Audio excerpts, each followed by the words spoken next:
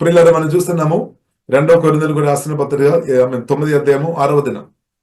Remember this, a farmer who plants only few seeds. ఒక వ్యవసాయకుడు కొద్ది విత్తనాలు వేసినప్పుడు కొద్ది పంట వస్తాయి అనమాట. కానీ ఒక వ్యవసాయకుడు ఎక్కువ విత్తనాలు పెట్టినప్పుడు ఎక్కువ పంట వస్తాయి అనమాట. ఈ విషయమై చెప్పవచ్చునని రాయబడింది. కాబట్టి ప్రియులారా మనం ఫైనాన్షియల్ గా ప్రియులారా మనం ఎదగాలి అంటే ప్రార్థన మాత్రం సరిపోలేదు. ప్రార్థన మంచిది, కానీ వాక్యానికి లోబడాలి. వాక్యం చెప్పినట్టు మనం చేయాలి అనమాట. దేవునికి స్తోత్రం. హల్లెలూయా. అక్కడ సాక్రిఫైస్ జరుగుతాయి అనమాట, తప్పకుండా. హల్లెలూయా. కాబట్టి మన అవసరాలు కూడా తెరచబడిన తర్వాత ఇస్తామంటే అది జరిగే పనిది కాదు. ప్రతి ఈ కాలంలో ప్రియులారా మనం చూస్తున్నది పాతకాలంలో కాదు. పాతకాలంలో ఆన్లైన్ లేదు, అప్పుడు పెద్ద పెద్ద మాల్స్ లేదు. ఇప్పుడు మనం చూసినట్లయితే మనం ఎంత డబ్బు చేతిలో ఇచ్చినా ఖర్చు అంటే రకరకాలు కొనుమని మనల్ని ఆహ్వానిస్తున్నాం అనమాట, పిలుస్తున్నాం అనమాట. అది కొనుము, ఇది కొనుమని ఎన్నో విషయాలు మనం చూస్తున్నాం, వింటున్నాం. అన్ని కొన్న తర్వాత మనకు దేవుని కొరకు ఖర్చు చేయడానికి ఇంకా ఏమి ఉండలే.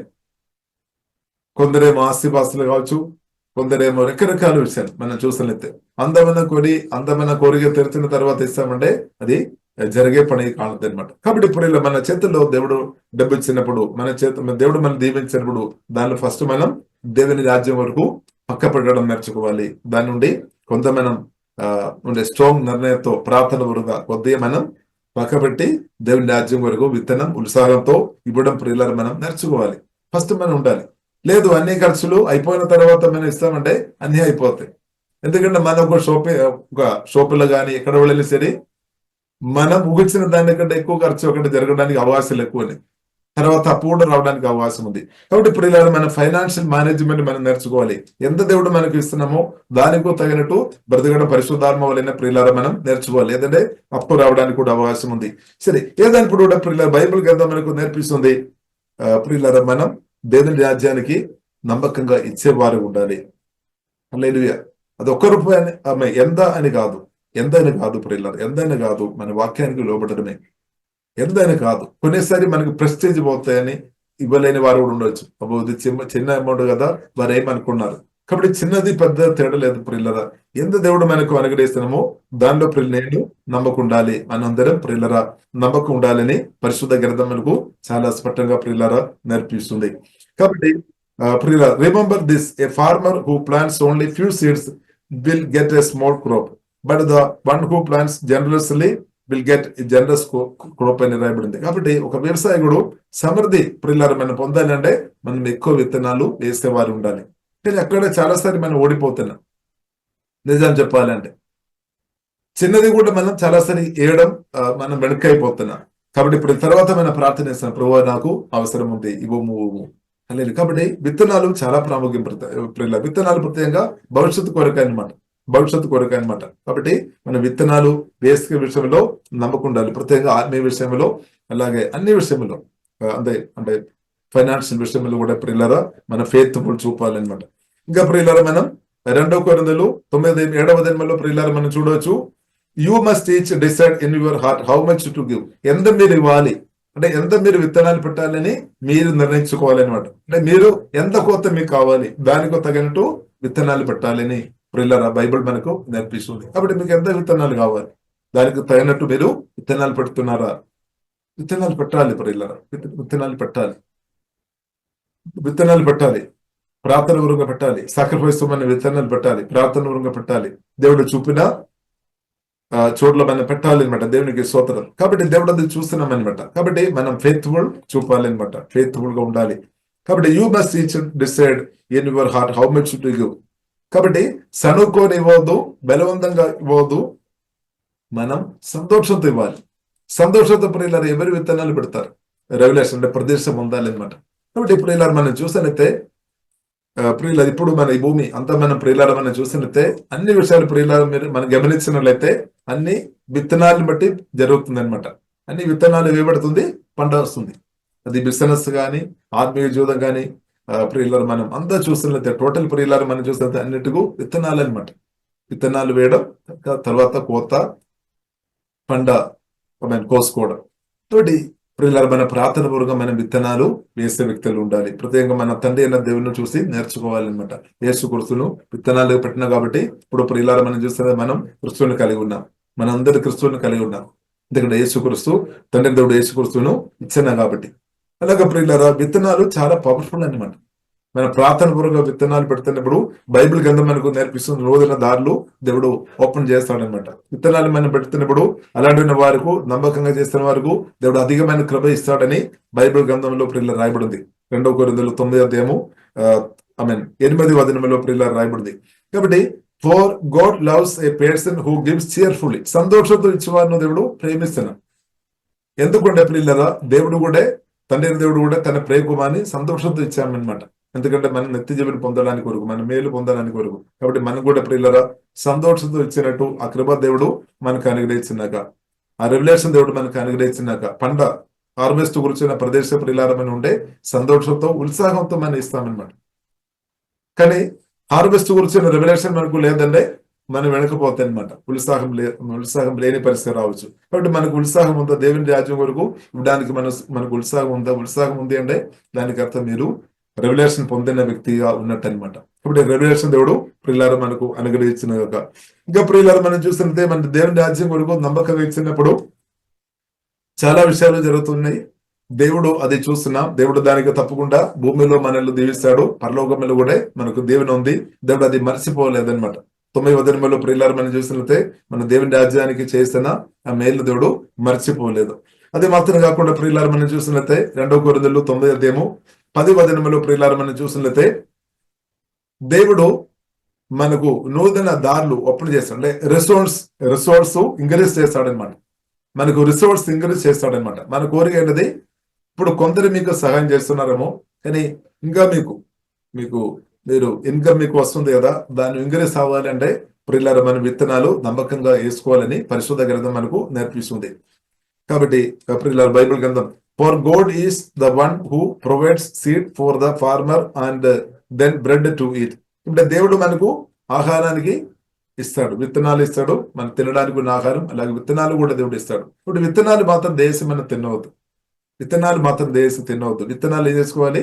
కాబట్టి దేవుడు పంట అనుగ్రహించినప్పుడు పంటలు ఏముంది? మనకు ఆహారం ఉంది, మనకు అనుభవించడానికి ఉంది, దానిలో విత్తనాలు ఉంది అని మీరు గమనిస్తున్నారా? గమనించాలి. విత్తనాలు ఉంది, విత్తనాలు చేసుకోవాలి, పక్క పెట్టాలి. అది ఫ్యూచర్ కొరకు అనమాట. ఇప్పుడు విత్తనాలు మనం వేసుకోవాలి. దేవుడు మనకు పంట అనుగ్రహించినప్పుడు, హార్వెస్ట్ అనుగ్రహించినప్పుడు దానిలో అంత మనకు తినడానికి కాదు. కానీ చాలాసారి మనం అంత తింటున్నాం కదా, కాబట్టి అంత మనం తినడానికి కాదు ప్రియులారా. అందరు తిన్న వారు ప్రియులారా మనం చూస్తే వారికి ఫైనాన్షియల్ సమస్యలు రావడానికి అవకాశాలు ఎక్కువ. ఇప్పుడు ప్రియులారా దయచేసి మనం అందరు తినవద్దు, మనం తినాలి, కానీ విత్తనాలు తినవద్దు అనమాట. విత్తనాలు మనం ఇంకా వేసుకోవాలి అనమాట. దేవునికి స్తోత్రం, హల్లెలూయా. కాబట్టి in the same way he will provide and increase your resource and then produce a great harvest of generosity in you. కాబట్టి ప్రియులారా మనం నమ్మకుండే దేవుడు ఇంక్రీజ్ చేస్తాడనమాట. విత్తనాలు ఇంక్రీజ్ చేస్తాడు, మల్టిప్లై చేస్తాడనమాట. దేవునికి సాధింపు ప్రియులారా. కాబట్టి మనం నమ్మాలి, హల్లెలూయా. కాబట్టి దేవుడు ఉన్నాడు, దేవుని వాక్యం సత్యం అన్నమాట. కాబట్టి ఇప్పుడు ఇలా ఈ విషయంలో నమ్మకం ఉన్నట్టు దేవుడు కృప అనుగ్రహించినాక, అలా నమ్మకం ఉండే మీరు ఇప్పుడున్న స్థాయిలో మీరు ఉండలేదన్నమాట. ఇంకా గొప్ప స్థాయికు జీవగన్న దేవుడు తప్పకుండా లేపుతాడు. నమ్మకం, ఫెయిత్ఫుల్ ప్రియులారా రుజువు చేయాలి. వేరే మార్గం లేదు, షార్ట్ కట్ లేదు. హల్లెలూయా. ఇప్పుడు ప్రియులారా పరిశుద్ధాత్మ దేవుడు మనకు మంచి నిర్ణయం, స్ట్రాంగ్ నిర్ణయం దేవుడు అనుగ్రహించిన ఈ విషయంలో ఫెయిత్ఫుల్ గా బ్రతికినట్టు మీకు మనకు అందరికీ దేవుడు మంచి నిర్ణయం, మంచి కృప దేవుడు అనుగ్రహించినాక, హల్లెలూయా. కాబట్టి నమ్మకంగా ప్రియులారా విత్తనాలు పెడుతున్న మీకు తప్పకుండా ఇంగ్రీస్ దేవుడు నూతన దారులు జీవగల దేవుడు ఓపెన్ చేస్తాడు. హల్లెలూయా. మనం బాధపడవద్దు. కాబట్టి మనం ప్రార్థన చేయాలి. దేని కొరకు ప్రార్థన చేయాలి? డబ్బు రావడానికి కొరకు మాత్రం కాదు, ఇవ్వడానికి ఉన్న మనసు. దేవా నాకు దయచేయము, ఫెయిత్ఫుల్ గా ఇచ్చినట్టు నాకు దయచేయము అని కూడా ప్రియులారా మనం ప్రార్థన చేయాలి. చాలాసారి మనం ఏం ప్రార్థన చేస్తాం? ప్రజలందరి కొరకు ప్రార్థన, దేవా అందరికీ ఇవ్వమని. కానీ నమ్మకంగా వారు ఇవ్వడానికి కూడా మనం ప్రార్థన చేయాలి. ఆ విషయంలో ఈ కాలంలో ప్రత్యేకంగా అందే కాలంలో బైబిల్ గ్రంథం మనకు నేర్పిస్తుంది.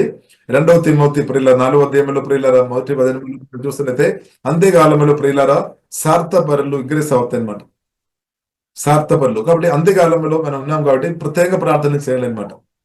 స్తోత్రం. సారథి నుండి దేవుడు విడిపించినట్టు, కాబట్టి ఇచ్చేవారును దేవుడు లేపినట్టు ప్రియులారా మన ప్రార్థన చేయాలి. మనం కూడా ఉండాలి అనమాట. మనం కూడా ప్రియులారా నమ్మకం ఉండాలి.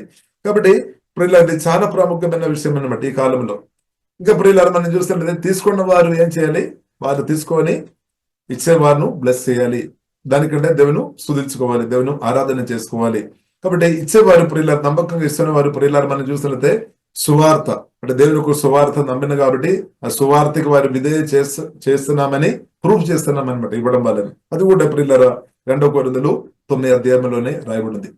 దేవుని పిలుపుందని మనం సువార్తకి లోబడాలి. దేవుని మనం ఎంతగా ప్రేమిస్తున్నామని ఇవ్వడం వల్లనే మనకు అర్థమవుతుంది అనమాట.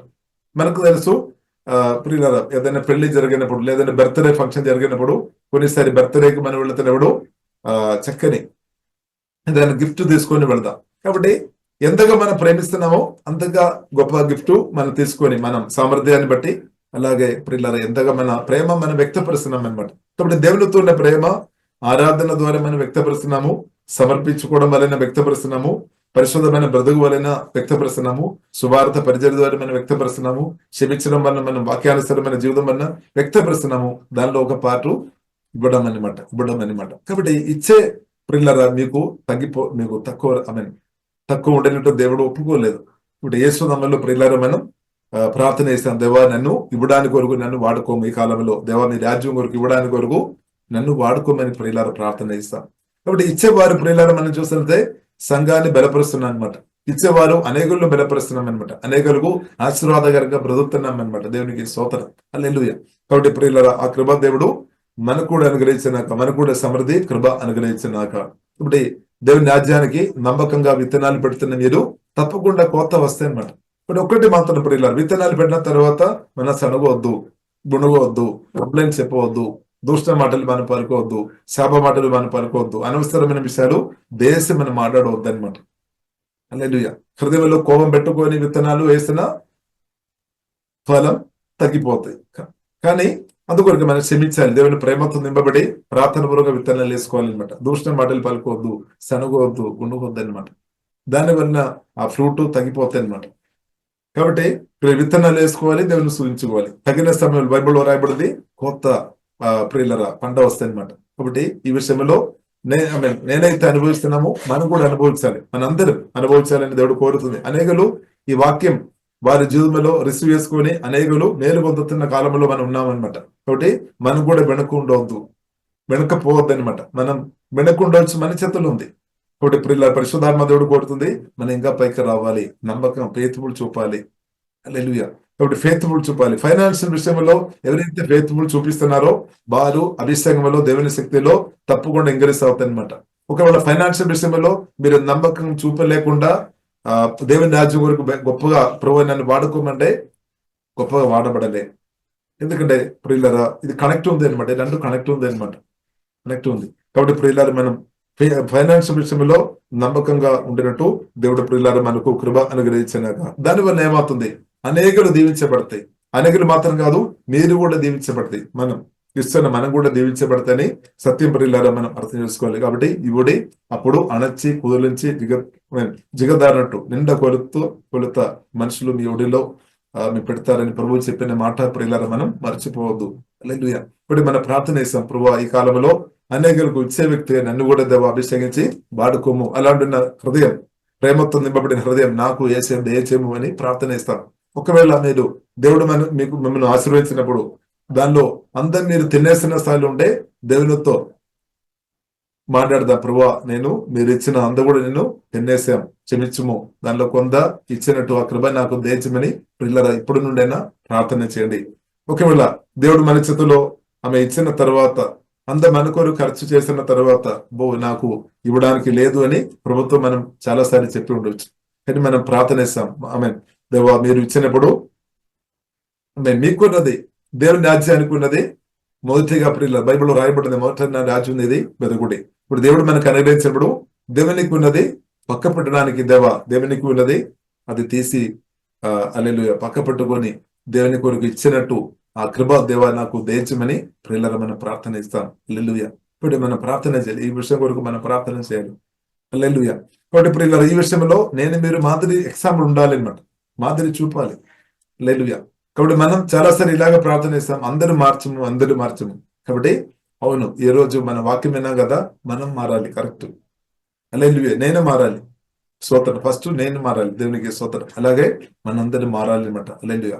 ఫస్ట్ మనకు మార్పు రావాలి. మనమేమో వారి వీరు మారమని మనం ప్రార్థన చేస్తున్నారు, తప్పు కాదు, మంచిది. కానీ నేను మారాలి అనమాట. దేవునికి స్తోత్రం. కాబట్టి ఇప్పుడు ఇల్లరా మనం స్తోత్రం వాక్యానుసారంగా మనం వాక్యానికి ఇప్పుడు ఇల్లరా మనం లోబడాలి. మనం మార్పు ఉండే దాని వలన ప్రియులారా ఇద్దరిని కూడా దేవుడు తాకుతాడనమాట. దేవునికి స్తోత్రం. కాబట్టి ప్రియులారా మనం దేవుని రాజ్యం వరకు అధికంగా ఇచ్చినట్టు, నమ్మకంగా ఇచ్చినట్టు పరిశుద్ధాత్మ దేవుడు నాకు నీకు అధికమైన కృప దేవుడు ప్రియులారా దయచేయగా. కాబట్టి ఈ వాక్యాలు మనం వినడం మాత్రం కాదు, గ్రహించుకోవడం మాత్రం కాదు, మనం అలాగే చేస్తాం. ఈ వాక్యాలు మనం అనేకలు నేర్పించాలి అనమాట. ఈ కాలంలో అనేకలను నేర్పించారు. కాబట్టి తల్లిదండ్రుల్లో ఉన్నవారు మీరు ఈ పిల్లలను నేర్పించారు. హల్లెలూయా. కాబట్టి పెద్దలకు ఉన్నవారు మీరు నేర్పించాలి. సహోదరులను ఇద్దరు మనం నేర్పించాలి. ఎందుకంటే ఇది సత్యం అన్నమాట. ఇది ఈ వాక్యం నేర్పించలేదు అంటే స్వార్థపరులు ఎక్కువ తయారవుతాయి అనమాట. అప్పుడు ఫైనాన్షియల్ బ్లాక్ వస్తుంది, దారిద్ర్యం వస్తాయి అనమాట. కొందరికి మాత్రం ఎక్కువ ఉంది, కొందరికి లేని పరిస్థితి వస్తాయి అనమాట. కాబట్టి ఇప్పుడు ఇలా అందుకొరకే బైబిల్ ఈ సంఘములో ఈ వాక్యం పరిశుద్ధాత్మ దేవుడు ఈ వాక్యం బయలుపరిచామన్నమాట. కాబట్టి ప్రియులారా మనం ఈ కాలంలో నమ్మకం ఇచ్చినట్టు దేవుడు కృప అనుగ్రహించాక ప్రియులారా మనం ప్రార్థన చేస్తాం. ప్రార్థన అవసరతల కొరకు సంప్రదించవలసిన ఫోన్ నంబర్స్ 8501934577 మరియు 9010640084. పరిచర్యను బలపరచాలి అని ప్రేరేపించబడిన వారు మీ కానుకలను గూగుల్ పే, ఫోన్ పే ద్వారా లేదా స్క్రీన్పై చూపించబడిన QR కోడ్ స్కాన్ ద్వారా 8501934577కి పంపగలరు. ఈ ఛానల్ని సబ్స్క్రైబ్, లైక్, షేర్ చేయడం ద్వారా ఈ సత్యవాక్యం ఇతరులకు అందించగలరు. ధన్యవాదాలు. దేవుడు మిమ్మల్ని దీవించును గాక. ఆమేన్.